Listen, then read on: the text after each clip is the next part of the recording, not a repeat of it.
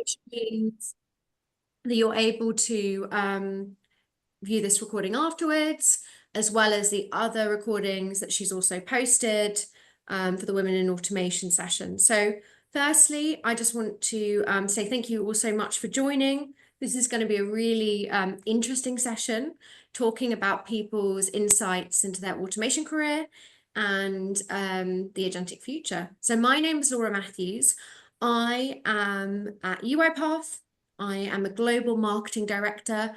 I have been doing that for 3.5 years, and I have always spent my career working in technology, in commercial roles.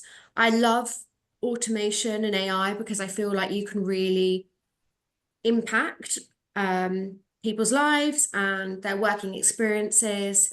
And I really do believe in purposeful businesses. So today I'm lucky enough to be joined by Vera Janevska, Global Intelligent Automation Manager at Ingka Group, and Meritxell Corbeto Gonzalez, RPA Project Manager for the GBS Intelligent Automation team at Bayer. So I would love to hear a bit more about your career journeys. How did you start? Vera, do you want to go first? Yeah, of course. Hi, everybody. Great to have everybody here, and thank you very much for inviting me. So I'm a purpose-led leader, and my journey has always been guided by a deep commitment to enrich people's life through technology. I studied engineering, and I'm an engineer at heart. However, with a really strong appreciation for human dynamics. And throughout my career, I have been drawn to using technology to make a real difference in people's lives. And this naturally led me towards working with technologies like intelligent automation, process mining, and AI, and really finding my home here. What I truly value is looking at the holistic picture and understanding how technology solutions fit into the broader ecosystem of human needs and organizational goals as well. And in my current role, together with my teams, we focus on creating sustainable technical solutions that genuinely empower people. I'm a very action-oriented person who really loves seeing the tangible value we bring to the business and to everybody we work with. And I really feel that there's nothing more rewarding and motivating than witnessing how people feel liberated through the work that we're doing. So this balance between tech and people focus, it's really what makes this work that I do now so fulfilling for me. And it's really motivating me every morning to get to work. Love it. I feel motivated speaking to you. You can definitely hear your enthusiasm and motivations, and that you're an engineer at heart. Mary, do you want to share a bit more about how you got into your role? Of course. My journey into the world of automation has been quite like a roller coaster ride, to be honest. Also, as a Vera, I graduated with a degree of engineering, particularly in aerospace engineering. But during my internship, I realized that while airplanes are fascinating, don't get me wrong, this wasn't my thing, really. So fast forward to 2018, more or less, when RPA was starting to be a trending, because it has been on the table for a long time now. But in 2018, more or less, it was the first time that I heard about RPA. And I was waiting for an interview for a completely different role. You cannot imagine what it was. But yeah, the news were talking about RPA, and this is when I was hooked by the technology. And before I knew it, I was applying for a position as a junior consultant in RPA at a consultant company. And I must confess that my programming skills from the university made it easier for me to dive into the automation tools. In that company, I became like a coding freak in various RPA platforms. And also I was doing some online courses and learning also a little bit of stakeholders management as I was in a consultant company, right? Uh, then I moved forward to another company and I was a BPA developer. So there was a change of RPA to BPA. So for those who are not familiar with this term, so RPA is basically more focused on tasks and small activities, let's say. And BPA is more focused on the whole end-to-end process, the business process itself, right? So it's like huge. And yeah, at that point, there is, I believe that every techie or every engineer hits like a crossroads at some point, and that was my point, where you decide whether you climb into a technical ladder, so you become like a senior technical expert, for example, or you go more on a management brand, right? And by the way, I had zero experience in management teams and managing teams, so I really didn't know if I would enjoy it. But my manager saw something special in me or saw some potential in me and gave me the opportunity to become the BPA coordinator.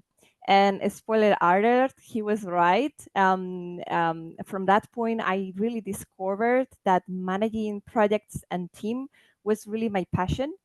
And again, I think that my technical background really became like a secret weapon, because it let me connect with developers and understanding their challenges, because I was a developer also in the past, so I can understand them better.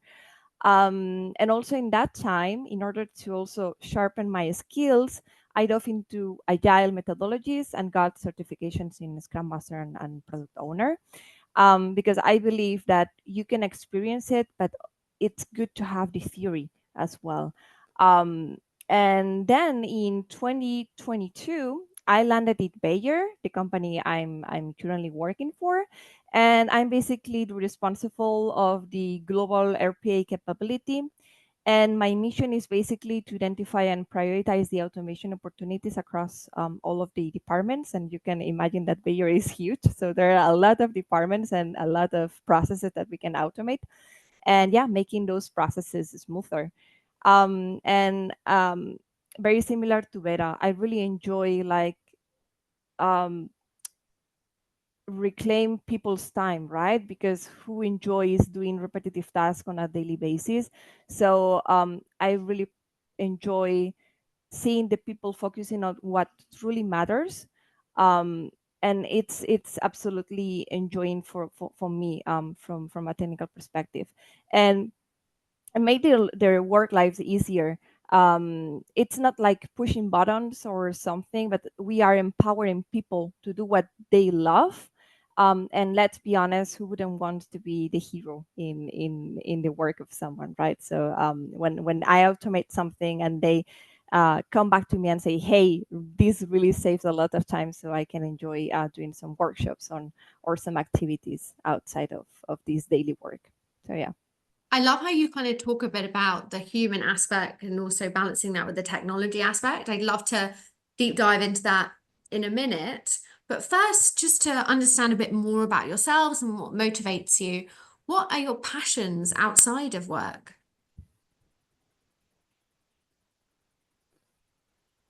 I don't know. I can Huh? go Vera. You go ahead. Okay. So I absolutely love diving into conferences and congresses about technology and innovation. It's like a stepping into a world where ideas are buzzing and the future is being shaped right before our eyes.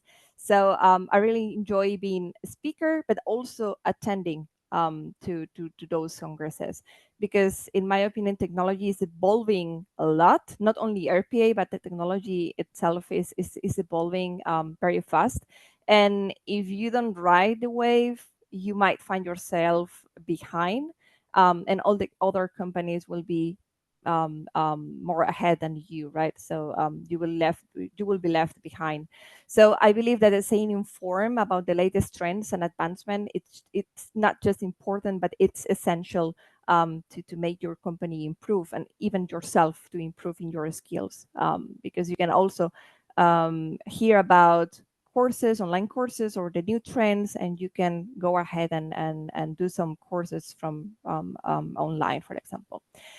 And as I mentioned, I participate also as a speaker because I enjoy a lot sharing experiences, some tips, also some errors that I did in the past. So I really enjoy sharing my own experience and also hearing from others. And it's really very fruitful to enjoy the passion with others that also enjoy the technology and automation as much as I do, right? And also from a more personal note, when I'm not in those conferences or doing online courses, you can find me playing video games. You can maybe see it by my headphones. But yeah, I really love playing video games in my free time. And also, you can see that everything is around me is technology about. But also, I love going to the garden and doing some gardening stuff because when you work, we have a lot of technology around us. There are monitors, lights, etc. So in order to really disconnect from this technology, what I do is go outside and do some gardening around me. So this is the things that I love in my life. That's funny. I love gardening too. And I found that a good way actually for me to switch off from work at the end of the day, because it can be quite difficult, is to go out for a walk in nature just for half an hour. By the time I come back, I don't need to log on. So it's great. So Vera, what are you passionate about outside of work? Yeah, so now I know who I'm gonna go for gardening tips to when I decide to do that. So beyond my professional life, I'm learner at heart, and it's something that has been embedded in me since I was very little, thanks to my parents. I grew up in a family of scientists, and I always have that mindset of constantly learning something new, reading and improving, of course. And this lifelong curiosity helps me bring fresh perspectives to challenges and has shaped how I approach both my career and personal interest. I love people and strongly believe that we can create a better world by supporting each other. This is why I'm also drawn and I'm working in leadership and with leadership. It's the perfect intersection of my technical background and my dedication to developing others. I find really deep fulfillment in helping people discover capabilities that they might not see in themselves and creating an environment where they can thrive both professionally and personally. On the personal note, I enjoy painting, doing art. It's which really provides a creative outlet, and it's quite different from my technical or the work we do every day. I'm very much into sports. I don't know, challenging my inner hero with CrossFit and really staying active. I also love basketball, and of course, coming from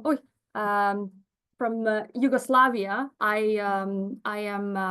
we have that in our DNA. So I'm very much into basketball. Otherwise, I think like everybody else, spending time with friends, traveling, reading. So yeah. Love it. We have very talented ladies, it seems, as speakers. And, you know, we have really talented members of the community. So I just want to remind everyone, feel free to share any information about yourself, your LinkedIn, what you're doing, just so people can connect with you afterwards. And please put your questions in the chat. At the end, we will put them to Vera and Mary. So you've both spoken a bit about the human aspect of technology.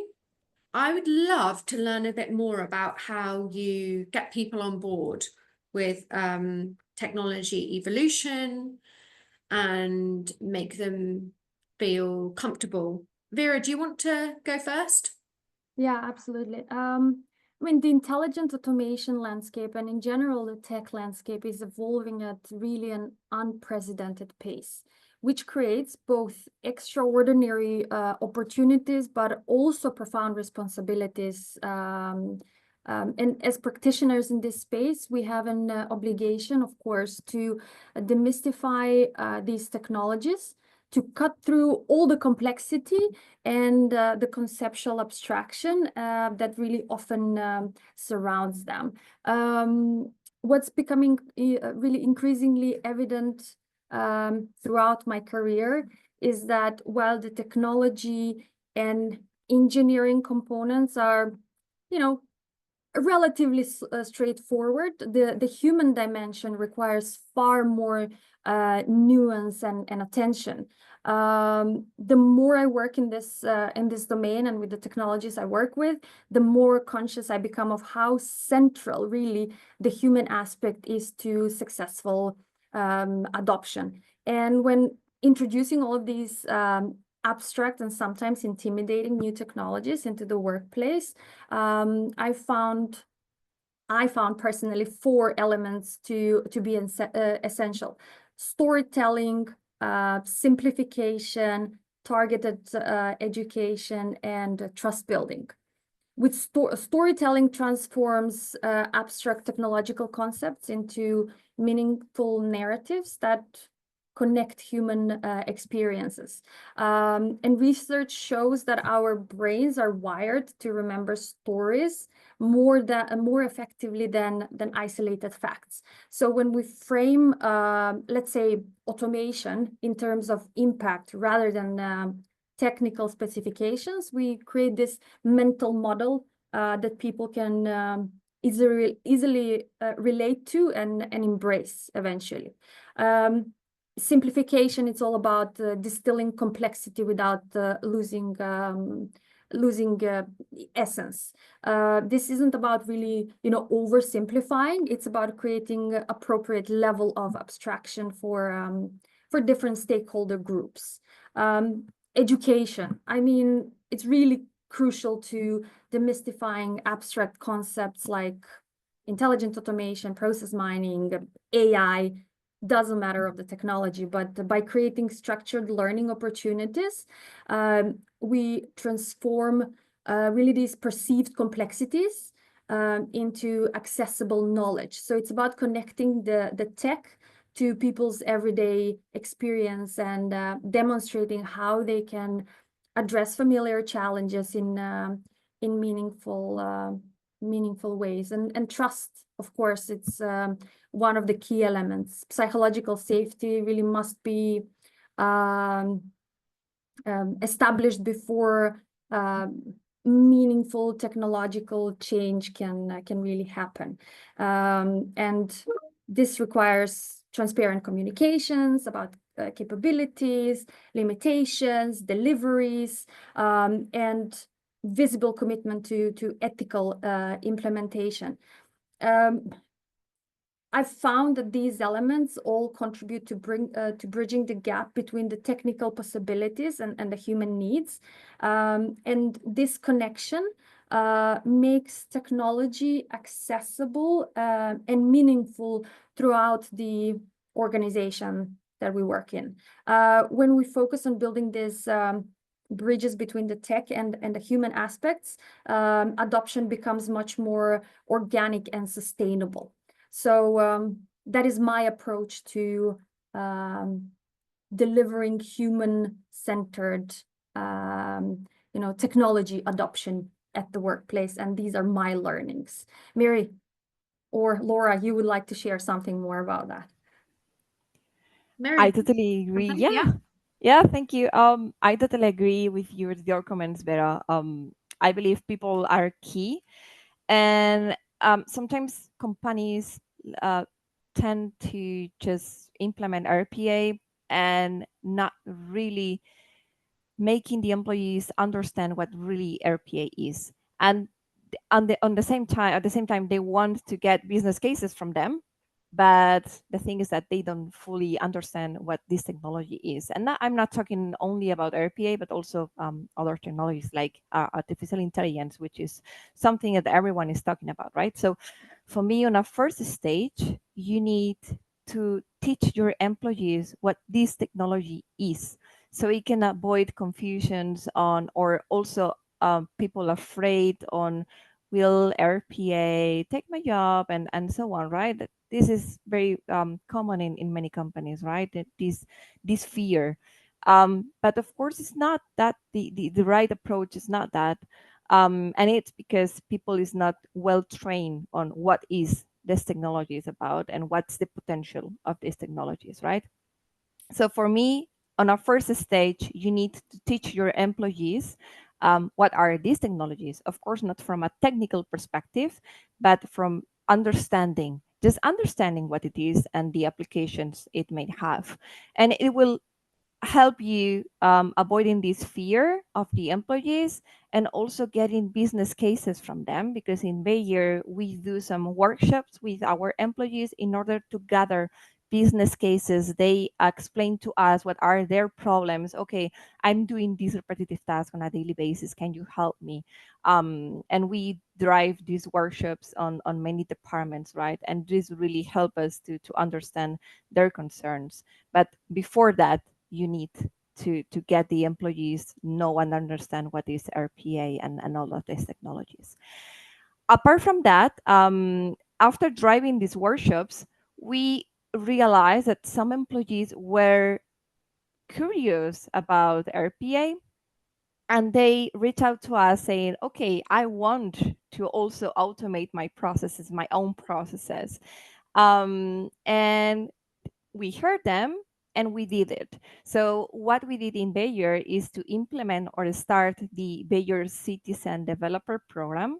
And again, if you are not familiar with the concept, it is basically people from the business automating their own processes. Okay, so this is an initiative in order to approach those people who are curious about technology. They don't have any technical background, but they can start coding their own processes. Of course, it's not all fantastic in this environment. This program may seem like fantastic for everyone, but of course, it has its downsides. For example, the governance of these spots, because as you know, people is building their own automations. But for me, automation is all about also scalability, and expanding the scope of these processes, right? So maybe we find ourselves with 2 or 3 citizen developers that automated the same process, the 3 of them, right? So there needs to be like some governance, some transparency on the bots built by these citizen developers. And as well, another tip that I can give you, or from my own experience on this program, is that people is very engaged at the beginning.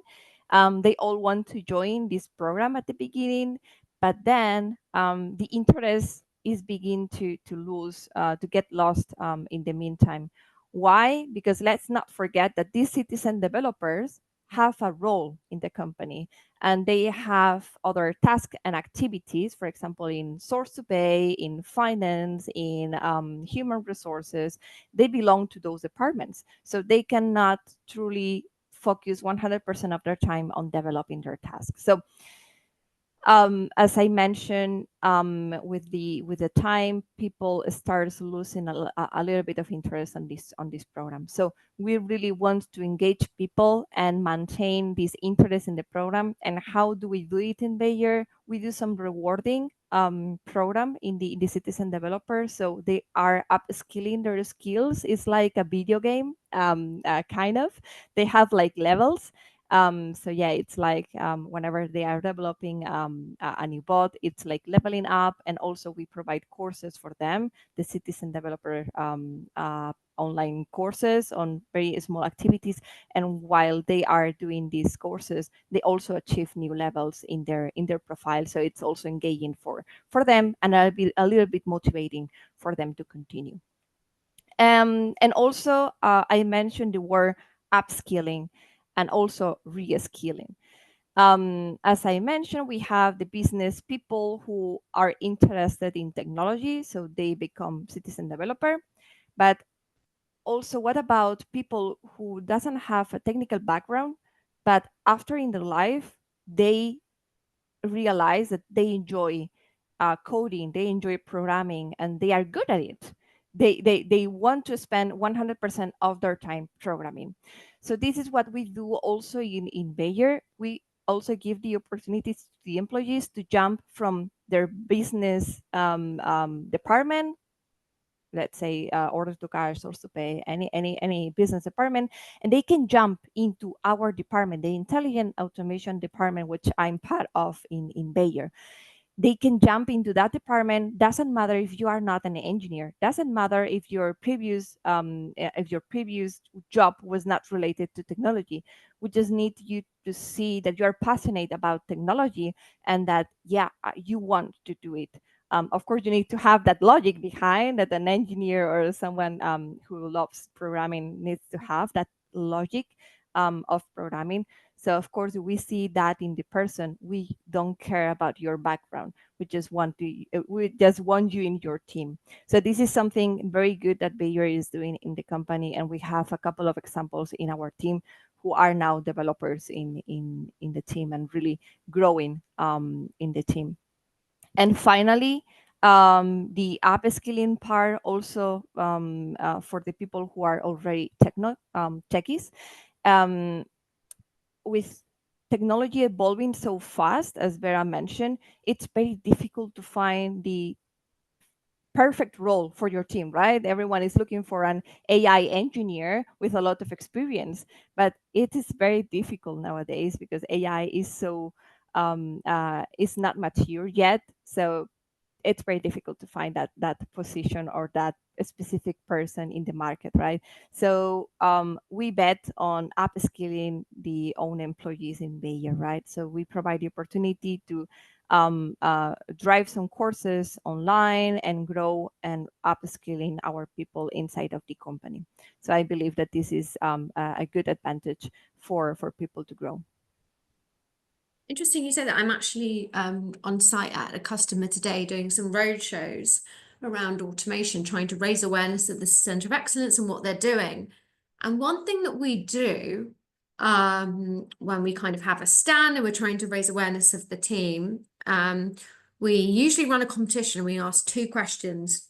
One is, what is the area of your job you wish you could automate? And sometimes people go, oh, I wish I could automate invoicing, which you can, or I wish I could automate going to meetings or this. And anyway, you get really, really good insights across all different areas of the business. And then the second question is, what would you do with the time that you save from using automation? And then we have amazingly creative answers, and we would give people prizes. So it might be, I think someone said, I'd knit a jumper for my dog, or I spent time with my family. And you kind of, and through that, you're discovering, where are the challenges in the business? Where could you easily automate? Because quite often you can. And then how do you connect that to the human side and the storytelling and make it real for them? So that's been really powerful as something that I've seen work at other companies quite well. And thanks everyone for putting your questions in the chat. Please keep them coming. At the end, we'll have plenty of time to put them to our leaders. So I have a question. Obviously, this is a very interesting time now being in technology. The landscape is changing all the time. I would say it's a really exciting time to be in technology.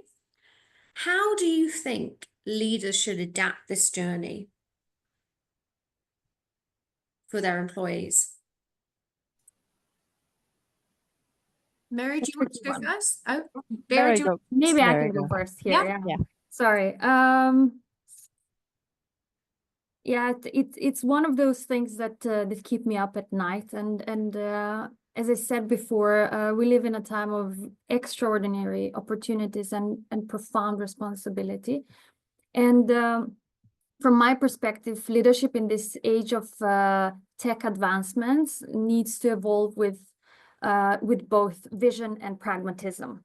I believe leaders must balance innovation acceleration with really thoughtful implementation. This means creating frameworks that allow for experimentation while maintaining that clear ethical boundaries, going back again to doing things ethically and responsibly.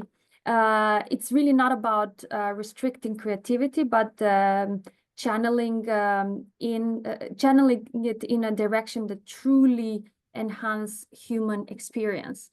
And what I have observed is that successful adoption requires leaders to become these translators, helping their organizations understand not just what these technologies can do, but why they really matter and how they connect to the human needs.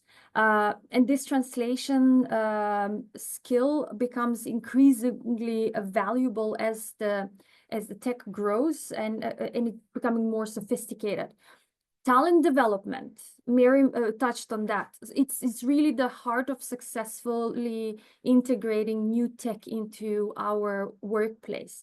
And in my experience, the human element ultimately determines whether, let's say, automation, AI initiatives thrive or struggle in organization. I personally am deeply committed to creating environments where people feel safe to experiment, learn, and really excel alongside new technologies. While of course individual brilliance is valuable, I feel the true magic happens when diverse talents align towards a shared purpose. And as leaders, again, I feel that we must orchestrate this collaborative symphony by investing continuously in upskilling, fostering psychological safety, and of course, not to forget to celebrate growth. And when we create these spaces where people feel empowered to bring their full self to work, we unlock innovation that transcends with what an individual or any technology could accomplish alone. And this really, again, going back to the human-centered approach, this time to talent development, doesn't just serve our current needs, but it also builds resilience, adaptable organizations which are ready for whatever the future brings. Sorry, I'm just few more points here. You get me. I got going on this. Like I find equally important orchestrating collaboration across different domains. Breaking down any type of silos between, tech, business, external stakeholders that are really integrated, that creates the integrated perspectives needed for successful tech adoption. And really, what is another aspect that is very important is for leaders in this journey is to show authenticity. Teams really need to trust that their leaders have a clear vision on how technology serves the organization's purpose, not just, efficiency KPIs. So when I engage with my teams, I focus on creating meaning around our tech initiatives, helping everyone see their role in the larger purpose. And I've always kept Charles Darwin's wisdom close to my heart. It's not the strongest of the species that survive, nor the most intelligent, is the ones that are most adaptable to change. So this principle, I feel it really applies perfectly to leadership in today's rapidly evolving tech landscape. And with that said, I mean, the future belongs to organizations where technology and humanity elevate each other, creating that harmony that neither could achieve alone. So that's my I love it. And my opinion, my kind of thought on leadership. I think Rupa also shared some really interesting insights on what she thinks a great leader would be. She's adaptable, curious, and emotionally intelligent. It's no longer just about knowing the tech. It's what leading people through change. I love that as well, Rupa. If anyone else has any perspectives, feel free Shout to out in the chat. to this emotional intelligence. It's something that we really need to speak about. More and more important in time of robots and being digitally connected. I totally agree. Mary, what do you think about this? Yeah, you made it very difficult, Vera, because you cover so many points that yeah, it's difficult. But let me try with I think of 5 points as well. First of all, I believe that leaders should foster a culture that values continuous learning and also curiosity. And these two aspects, I already talked about the continuous learning on upskilling your current employees and curiosity for people that are not technical and they want to embark the journey of automation. So I believe these two aspects are key. And also this means encouraging team members to explore new technologies, experiment with innovative ideas, and not be afraid to fail. And yeah, after all, some of the best breakthroughs come from taking risk, right? So let's not be afraid of taking risk. Second point is keeping up with the latest trends and advancement, as I mentioned, being in webinars, congresses, conferences, and stay up with the latest trends is crucial. And leaders should actively seek out information, attend these congresses, and engage with other leaders in the tech space. So networking as it is. This knowledge allows them to quickly pivot when necessary, ensuring their teams are always ahead of the curve, as I mentioned, the wave, and stayed in the top of the wave. Then on a third point, encourage collaboration.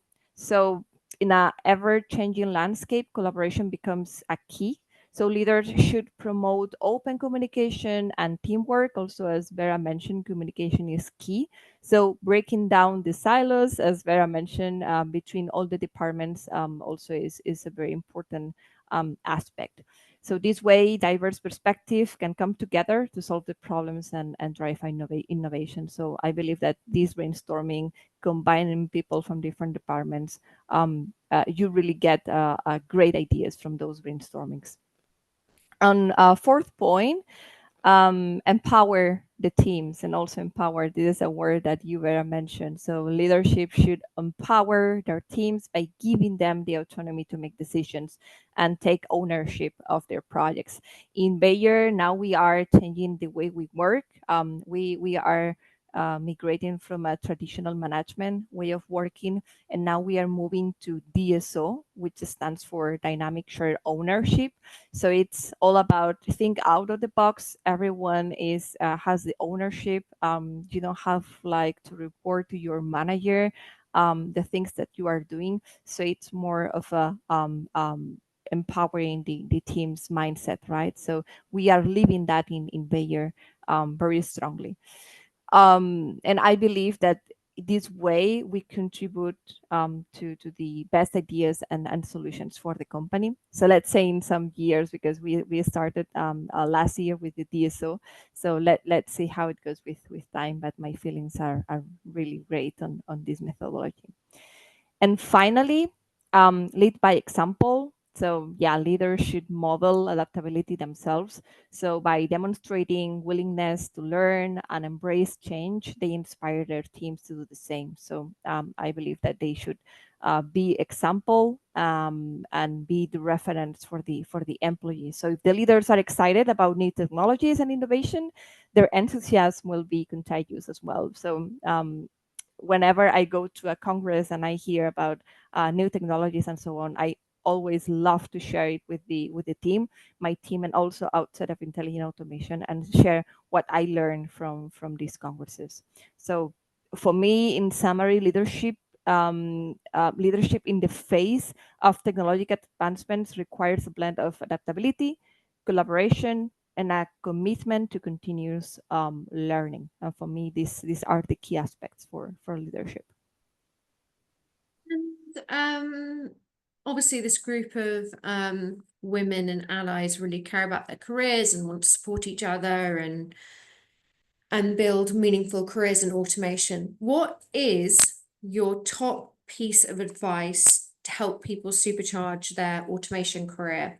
I think I actually might go first. So something that I've observed, I hope this is helpful, from working with lots of automation leaders and center of excellence leaders and practitioners, I have definitely noticed that in automation and technology, compared to, say, commercial areas like marketing, which I sit in, or sales, I think that sometimes people can be very focused on delivery. So delivering, you know, an incredible use case or a process that demonstrates impact to their business. And maybe their manager, one level above, will know what they're doing and know they've done a fantastic job. But I definitely feel that automation leaders and practitioners are so focused on delivering and making impact that then they move on to the next thing. So I definitely see across the automation companies or automation series and teams I work with, there is definitely a need to highlight the value in an executive friendly way of the impact that the team is making. So like that one level above your manager. And so that could be in a presentation format. That could be that you know, proactively send them a message and say, hey, I wanted to share this with you. I think there's great learnings that, you know, we could share with the other team. But I've definitely noticed that the organizations I'm working with are making incredible impact, but they're not necessarily going to that like 2 levels above and showing the impact that their automation is driving. And that even helps in terms of getting, you know, additional investments in terms of your team or support to scale your program. And that's just my perspective, just from interacting with automation leaders. Can't try and think a bit more of yourself, almost like you're selling yourself and the impact that you're bringing, and kind of view yourself as a bit more of a commercial entity you have to show the value of. Vera, I'd love your view. I mean, echoing on what you said as well, it's a tough nut to crack. For a while right now, what I see success and how we get successfully engagement across different levels of stakeholders and you know, management level or whatnot, is again going back to storytelling and value engineering, and communicate that within the organization on multiple levels. You know, show the value with, of course, data. We rely a lot on the data. With smart engineering, we have reliable data that we can show, defend, and really provide, work with smart engineering to show where we could also solve problems next, or where could we bring value to. So yeah, that's my short kind of reflection on what you said. Mary? Yeah, difficult not to echo what you all mentioned. But yeah, I believe automation needs to reflect the progress and the results. And of course, when we talk about results in automation, we think about savings in hours per month saved, or cost being saved by the company. But of course, another key topic for the success of the automation for me, it's the feedback from the customer, right? When you deliver an automation, it's not about only saving time to the customer, but also their satisfaction on the interaction with our team, how we went beyond the simple requirements. It's not just duplicating what they are doing, but also going forward, right? So I believe the feedback from the customers are essential, also to make successful an automation, right? And also from in Bayer, we are building communities. So for me, it's not all about just developing, grow our pipeline. We get ideas, we develop them, we deliver, and that's it. We created an automation community, and it's everyone that collaborates or works with automation. We are all together, avoiding the silos. So it doesn't matter if you are a citizen developer or if you are not part of the intelligent automation team. Everyone can be part of this community, and here we are sharing tips, experiences, webinars. So I know a new course has been launched online. It's very interesting. You can apply it and so on, right? So I believe that shaping this community is key for the successful of automation. And again, as in Bayer, we are on a out of the box thinking now. We are not afraid of trying these technologies, trying new ideas, being crazy on automation. So I believe this also is key. So to think out of the box and not be traditional on automation. Love it. I love the idea of building communities. And I think it's great. You have internal communities, but then you also have this community, the UiPath community. So it's great that you can also, as leaders, also share your thoughts with this community and help scale. So I have one final question, and then we are going to go into Q&A. So I'm collating the questions that have been coming through. Feel free to share any others, everyone. But my final question, maybe Mary, you go first. What do you think is the future of agentic? Difficult question, and yeah, I believe no one has the right answer, and it can have multiple answers on this question. But we will see in the future what it leads to. But for me, the future is people. For me, it's the collaboration and upskilling your employees on this agentic future. Again, for me, it's crucial to teach your employee what are these technology. And agentic is it's been trending all around for everything, not only automation, but everything is agentic. So it's important that before we jump into the agentic, we understand what is agentic, and if it is valuable for us, because people just fall into trends and they say, oh, agentic, I want to apply it in my company, or I want to do it. First of all, go with the experts and say, hey, my company's goals are this, this, and this. These are my objective for the following years. Is it aligned with agentic? What is agentic? Should I apply it in my company? So for me, that is the first stage on applying agentic. Before driving crazy and go ahead with the agentic, for me, it's crucial to know it. So the future of agentic, for me, it's people and really understanding what agentic is.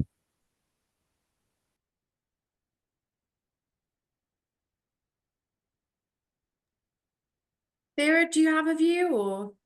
Yeah, I do have a view, and maybe I can share as well some experience. So again, when it comes to emerging technologies like agentic, of course, we like to take measured approach. I once began a presentation on intelligent automation by asking everybody if they have ever been on a diet. You can imagine the looks I got. People really looked confused. They're like, what's wrong with this girl? Like, has she entered the wrong meeting? But then there was a reason behind that unusual opening. I started a discussion with the audience on why, they went on a diet.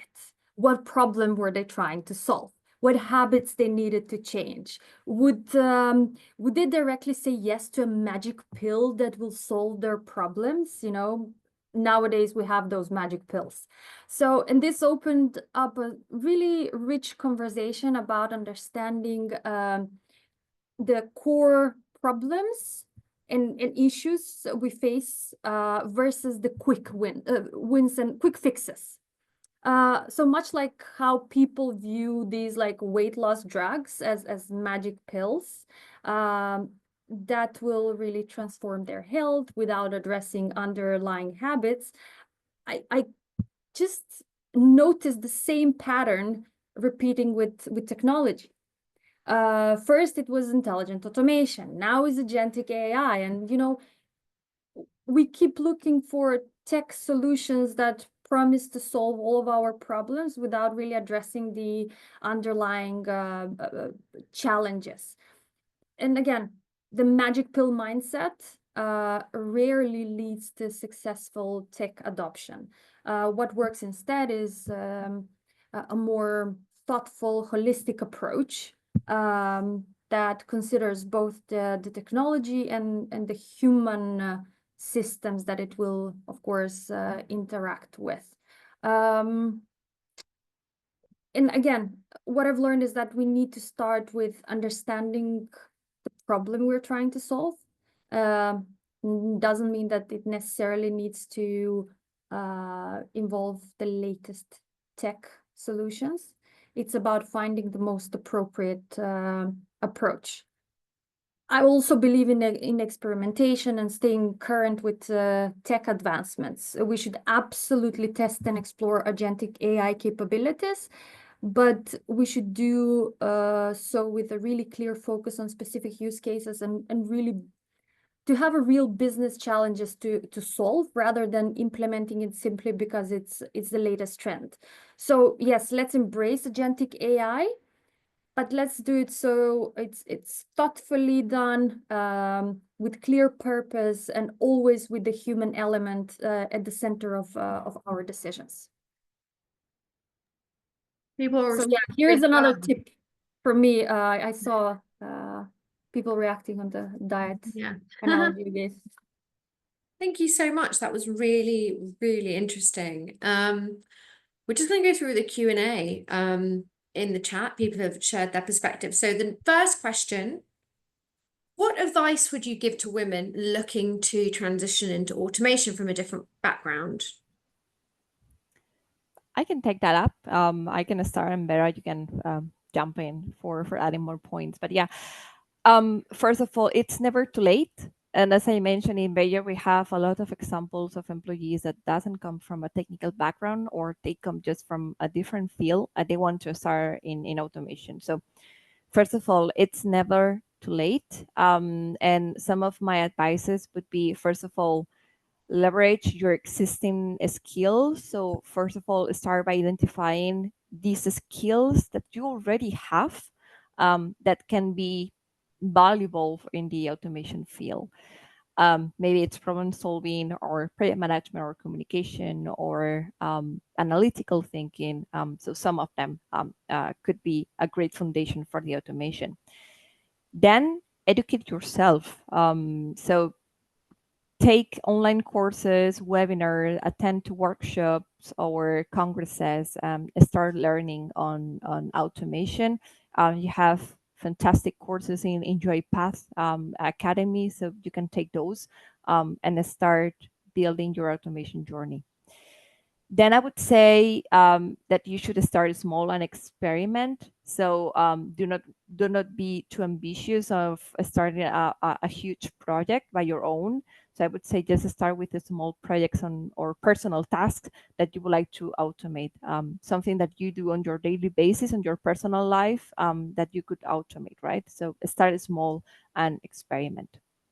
Then be open mind. So the automation field is constantly evolving, and for example in UiPath you have news and updates very frequently, so be adaptive to these changes. Don't be afraid.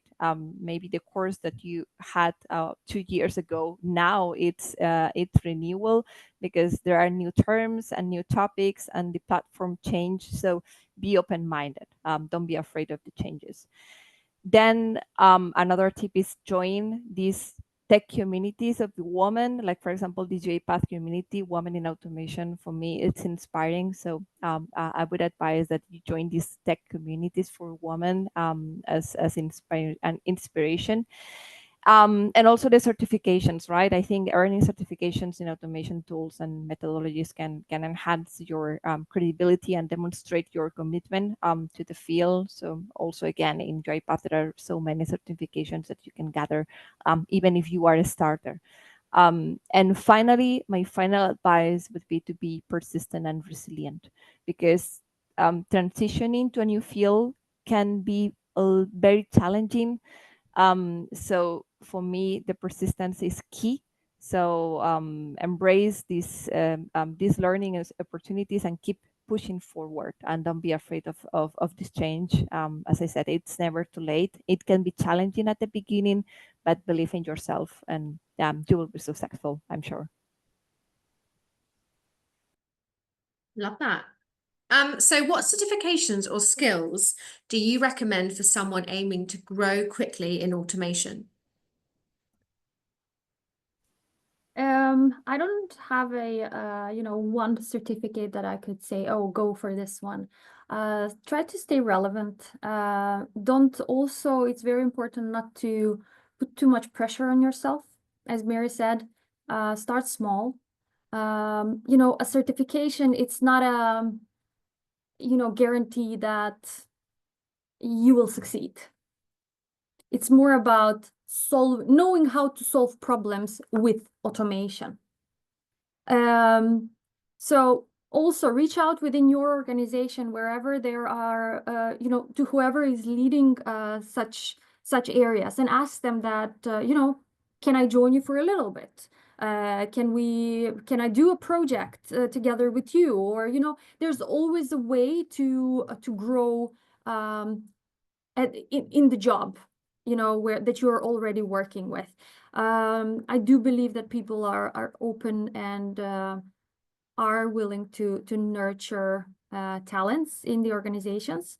It's never too late to start. I have many examples of people who have reskilled the later age, and they're extremely successful and great in what they're doing. Be ready to be comfortably uncomfortable. I think that's one of the things I say to people I work with, but it's also an advice, I think, to everybody. And be curious, learn on the go.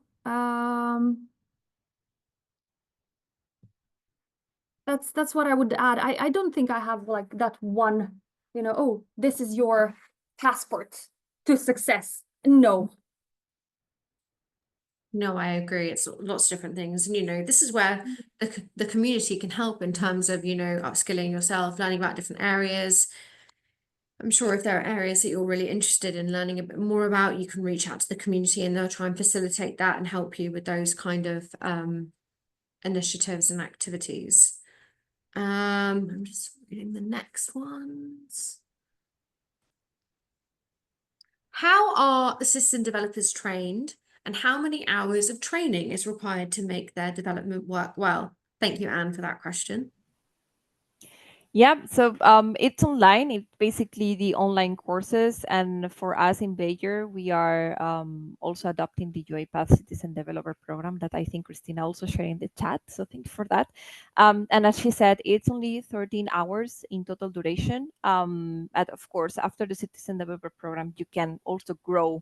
And if you are more curious about new functionalities of UiPath, you can also grow on that area. So it's very quick, as we mentioned. In a week, you can just be a citizen developer, so it's very straightforward.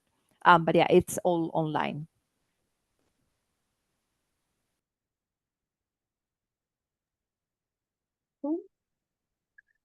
Another question we have is, I think you both will also be able to provide insights in this. And Christina says there's a dedicated agentic hub in UiPath, Agent Path, which I would encourage everyone on this call to take advantage of. But what are some real world use cases where agentic automation is already making a significant impact, either in your teams or ones that you're aware of, that you've learned of through your network? If either of you wants to take this question, let me know. Currently, we are experimenting with it quite much. I cannot really, I don't feel comfortable, sharing No worries. examples, because it's still at the early phase, and we are as well trying to see what problems we're trying to solve here, right?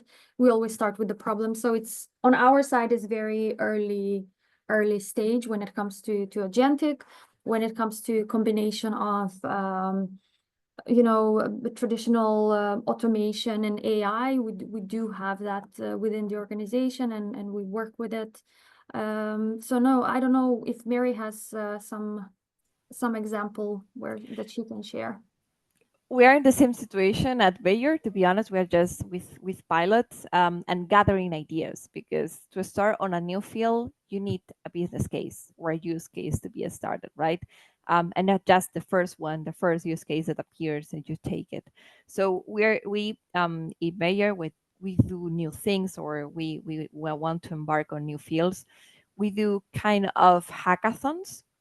We call it that way because we just gather ideas from the people, from people who is already aware of what is that field. Call it agentic, call it generative AI. So we drive these hackathons where we get some ideas from the audience. We have a people, an experts team, which will prioritize or will say, okay, this is a great idea to pilot or not, right? So we are in that phase of selecting the use cases, the great use cases to start with agentic. So we are not there yet, but hopefully very soon we will start with agentic.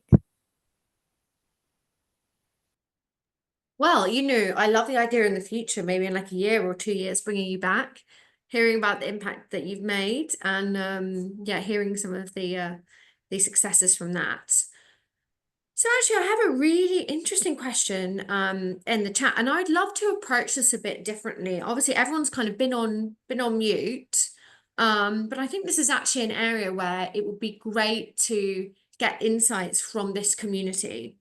So Maya said, not sure if you have a family or your mother's, but how do people combine a busy family life with pursuing a career in automation, where everything is fast-paced and changing a lot? It's hard to keep the balance and to keep up to date with new technology alongside working. Does anyone have any tips? And I would love to kind of open this up to everyone. Feel free to just come off mute if you have a suggestion, because I think it would really help everyone. For me personally, I'm not a mother. I haven't chosen to be a mother. But for me, something I find very helpful in my life, that I don't mind sharing, is I'm a ruthless time blocker. So I block time in my diary to do stuff.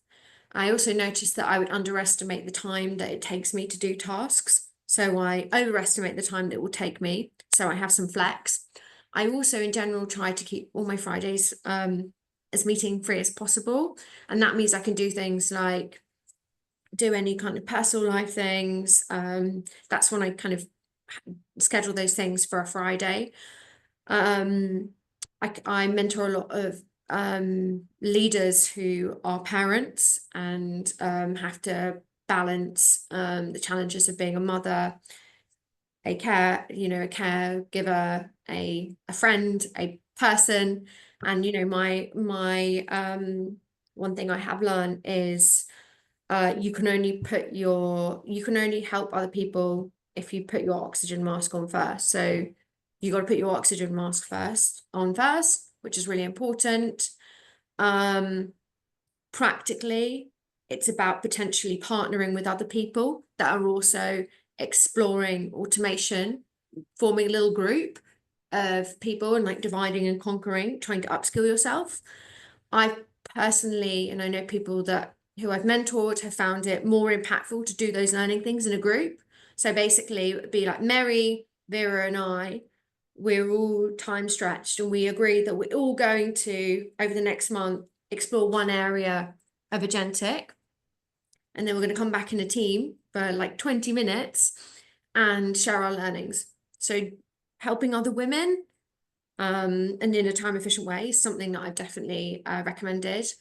Also things like protecting your time, raising these challenges or things with your bosses and your leaders, and asking for help. And I think it's really hard to ask for help. Oh, Rupa, this is amazing. Rupa's given some fantastic advice. So Rupa said, this is such an important and honest question. You're not alone. one thing she's learned is to embrace the idea of progress over perfection. You don't have to master every new tool overnight. She sets aside 15 to 30 minutes a few times a week for upskilling when the kids are sleeping. And she uses micro-learning platforms like UiPath Academy, LinkedIn Learning, or even YouTube. She leans into communities of practice where you can learn together, but like kind of what I said, so you don't feel isolated. And perhaps most importantly, I've learned to set boundaries and give myself grace. Automation is about making life easier, not harder. It's okay to take things step by step. Wow, that's amazing. That's so nice. I love that. Automation is about making life easier, not harder. That's lovely. Yeah, to add on to that, and I also don't have experience, raising kids and having a very busy job. But, you're doing the most important job in the world, which is raising kids. So I think you really need to take credits for that and not feel the pressure that you have to move fast as the technology is moving. Try to, again, Laura, you said it very well, allocate time, speak to the leaders around you and those who have responsibility to create space where everyone can grow no matter their personal circumstances.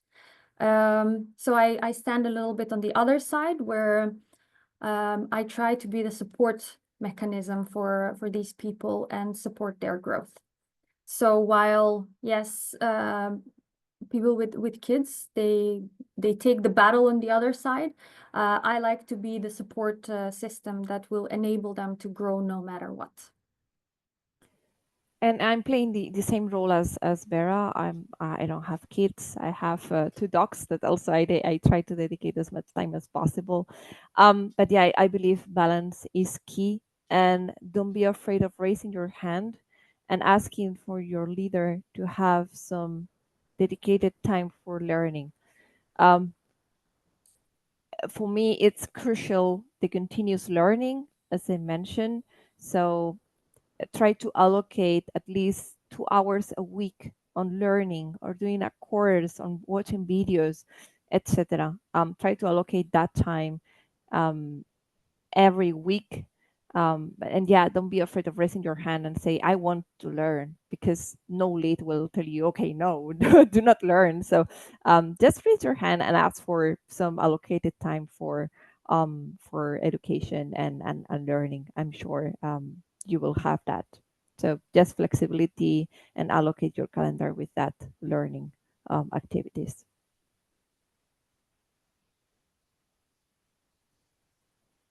Thank you, everyone, for sharing this. I think it's really helpful. And I think it's very helpful for us to think about as women and allies.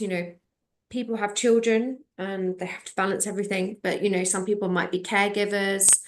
Some people might do voluntary things outside of work that forces them to focus on how they use their time. So I think that these kind of sessions are really helpful, and I really appreciate everyone's honesty and candor. Oh, Paula's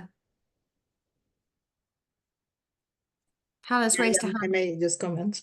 Yeah, Because I yeah, have 3 please. children, so yeah, it's hard, but I agree, right? It's an inclusivity topic because people may have children, may have hobbies, may have parents older parents that they have to care and look after, may have pets that they really want to spend time, or any hobby, right? So it's for everyone. But I think what I have found is companies that give you that flexibility and the trust to do your work in in the time that works for you. I think those are companies that really create an environment where people can innovate and grow, and people are loyal to those companies, right? Because you really that is more valuable than any kind of salary necessarily.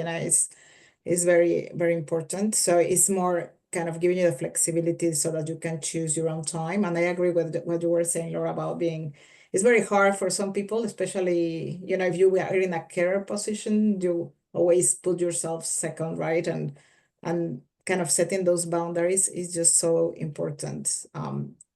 You know, like you can say no in a nice way, and people will accept it in a better way that probably you will expect. So we don't have to say yes to everything, because then those boundaries are kind of blurred, and then you don't have time for your own development. So you have to take care of yourself as well.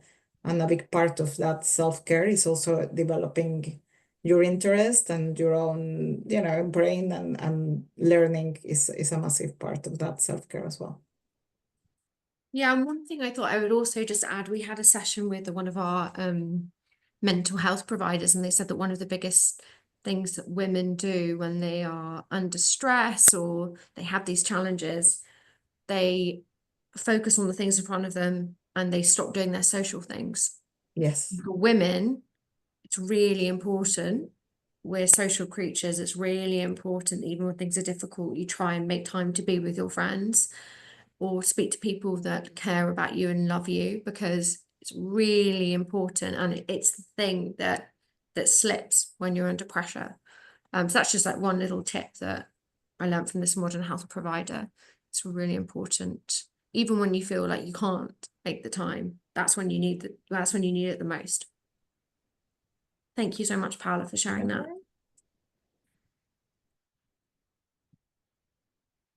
It's been a really, really, really good session. Really enjoyed everyone's candor, and oh, we have another person that's raised a hand. Anne, would you like to share your perspective, please? Yes, thank you. So I got into UiPath about a year and a half ago after spending 2 decades as a different type of developer. And a couple of things I learned. I raised 3 children. They're all adults now. 2 of them had autism. It would have been really hard to take on this technical journey while raising them because they had so many needs. And the other thing is there's a balance between learning and jumping in and doing. And I probably jumped in a little early, and then I kind of got bogged down with fixing technical details. So then I had less time to do the learning. So there's a balance. I think the UiPath Academy is really good now, but to get at least one of the certifications before really jumping into a big project, I think will be a huge time saver.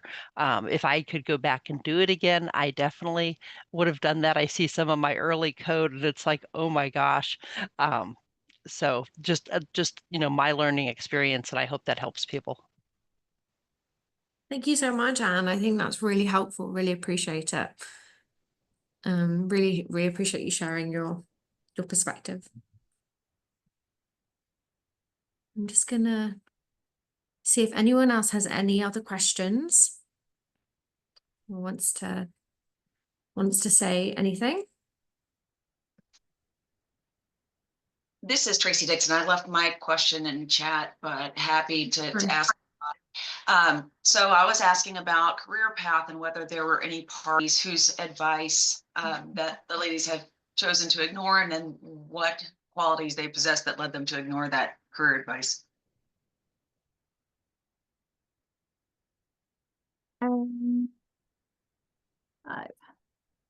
For me, of course, we all get different advices, and some of those are noise. But what has helped me is to stay deeply connected to my purpose and what I want to achieve in life. It's all the advices that come, they're welcome.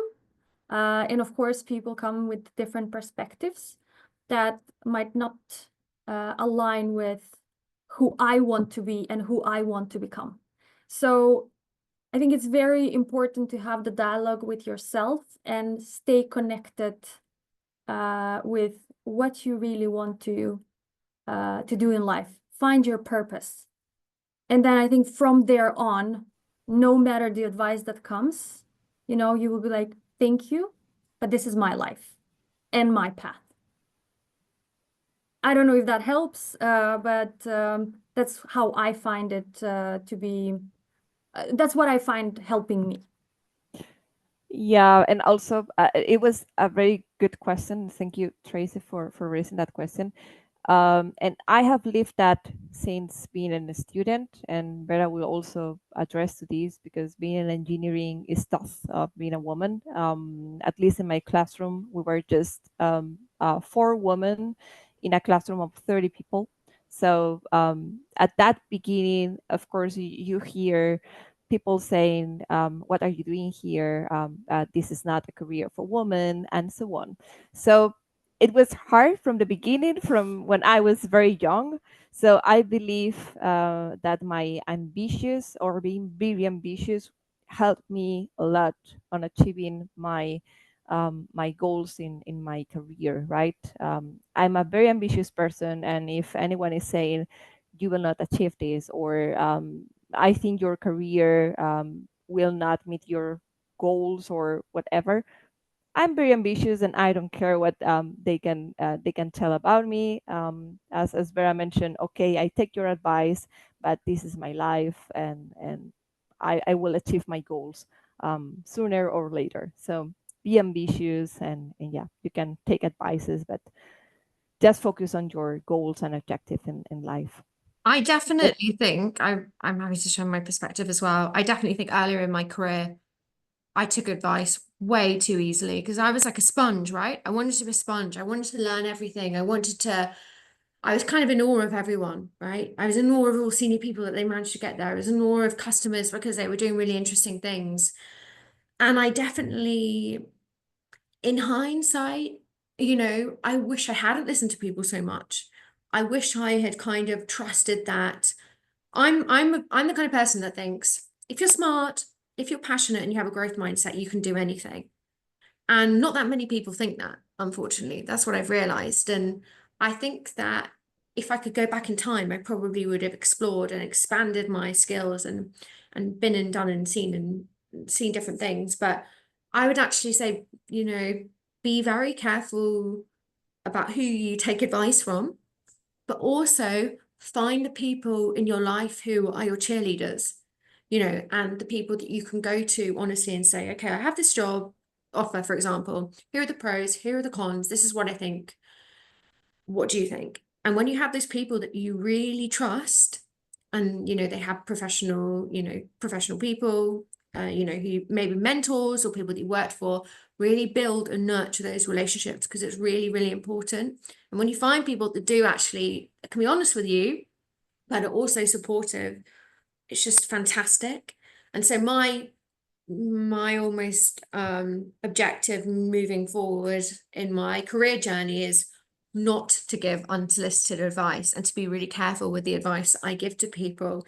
And I'm always leaning towards if people come to me and ask for advice and say, what should I do? Can I do this? I'm leaning more towards almost like an American approach of you can do anything, the world's your oyster and limit. So I would just say your potential is limitless. And I've always tried to have that mindset. So I just wanted to jump in and say that. Christina, you have your hand up. Yes, I'm really thankful for Tracy that she brought this subject up, which is like incredibly useful, I think, for so many women. For those of you who don't know, Tracy is one of our veteran MVPs in UiPath, part of the America region, and she has herself mentored and guided so many women.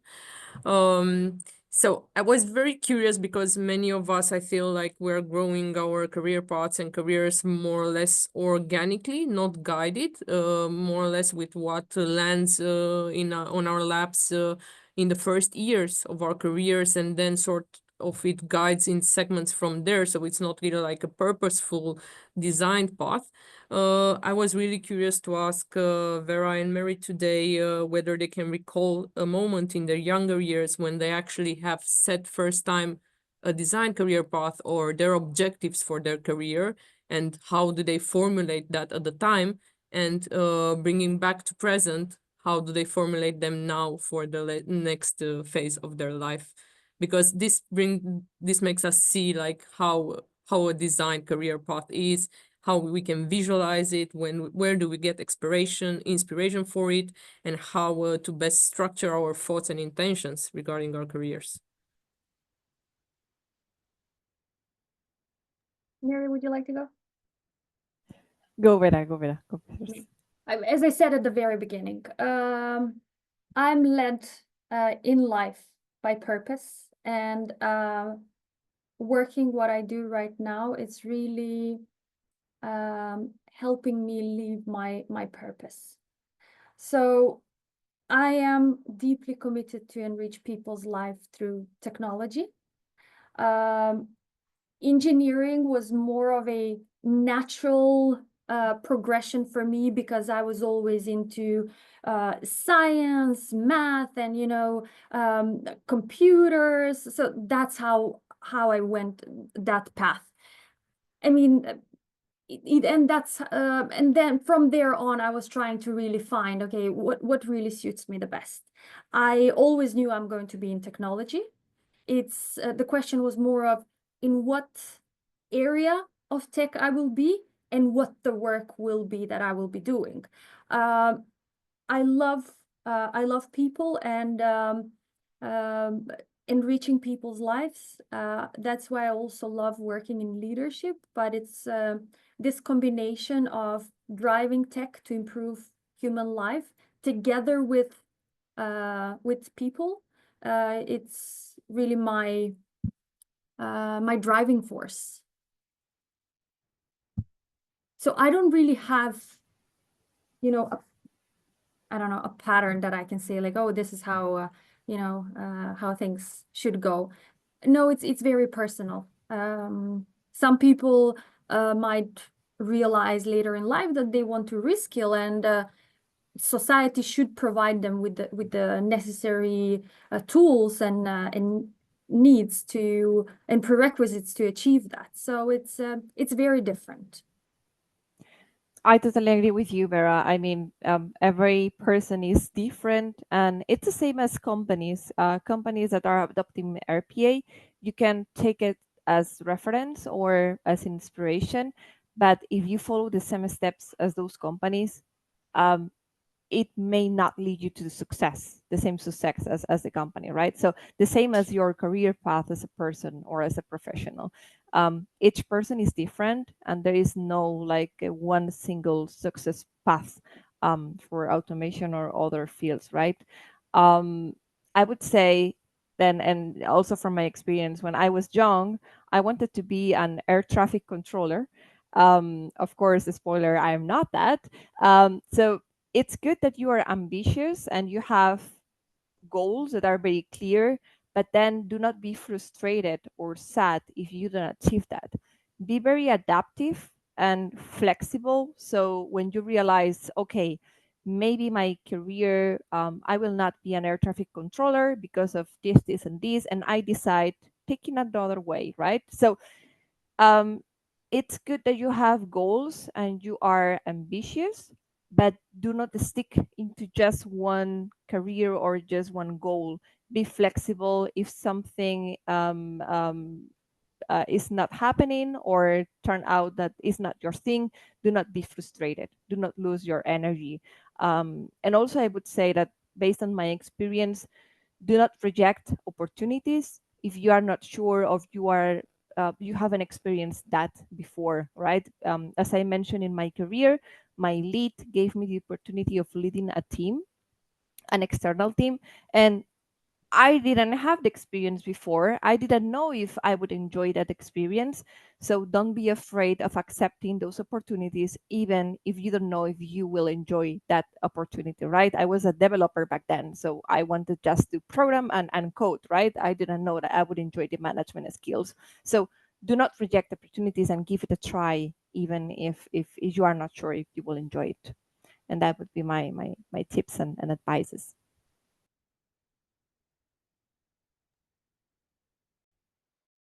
I love what Tracy has just posted.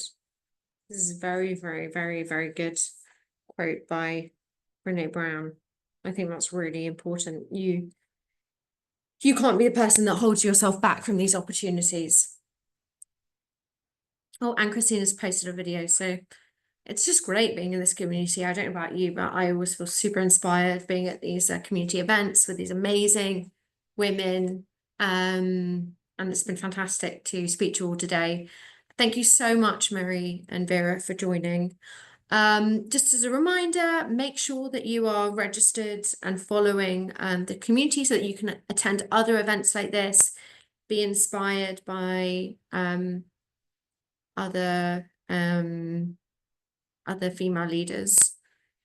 Christina's just posted the Women in Automation Global page. Christina, we've had a question around a mentoring program. If you don't mind getting back to Maya on that.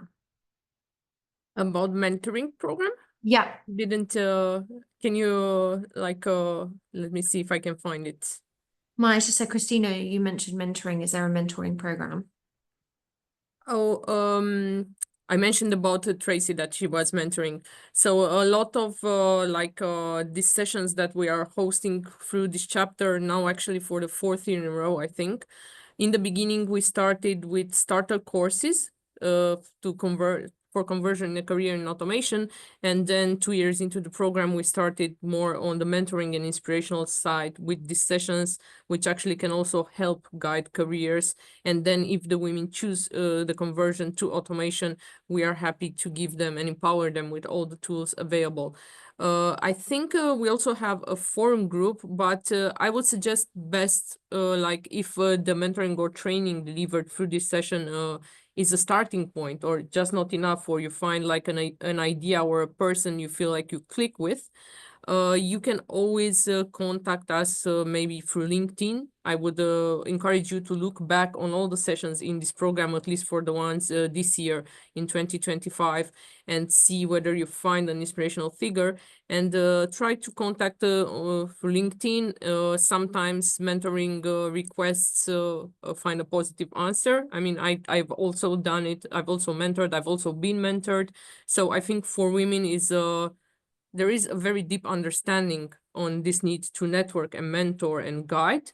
It might be like you might get some limited availability, you might get 1 session or 2 sessions with someone, but those might be like the most valuable hours in your career or in this part of your career or this moment in your life. So don't be afraid to ask, never about that. This is the advice I can give.